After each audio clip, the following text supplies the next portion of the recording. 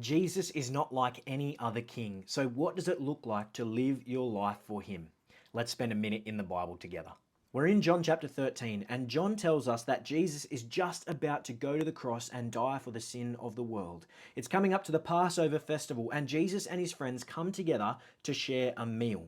Now, it was really normal in this time that when you would go inside and before you would share a meal, you would wash your feet. See, they didn't have clean paved roads. They had dirt roads that would have been covered with all kinds of muck and mess. And normally it would be a servant's job to clean the feet of the guests. But then something totally unexpected happens. Jesus gets down on his hands and knees and he begins to wash the feet of his disciples. Now, of course, it doesn't make any sense to the disciples. Their teacher, their friend, their rabbi, their king, their Messiah. He's on his hands and knees washing their feet. And so Peter says to Jesus, "What's going on? You shouldn't be washing our feet."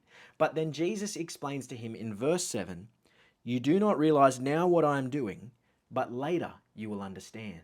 See, what Jesus is saying is that right now he is physically washing the dirt from their feet, but it's a sign that points to what he's about to do spiritually on the cross.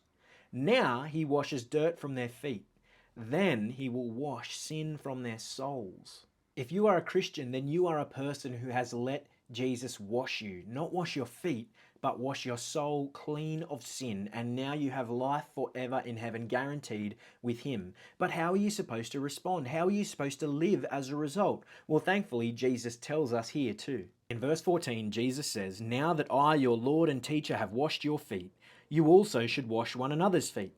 I have set you an example that you should do as I have done for you." Now, Jesus is not saying that we need to go and wash each other's feet. That wouldn't make sense in our day and age. But what he is saying is that in the same way that he has served us, we should serve others. It is our job as Christians to serve other people, not just in the ways when people see, but in the ways when no one will ever know except for Jesus.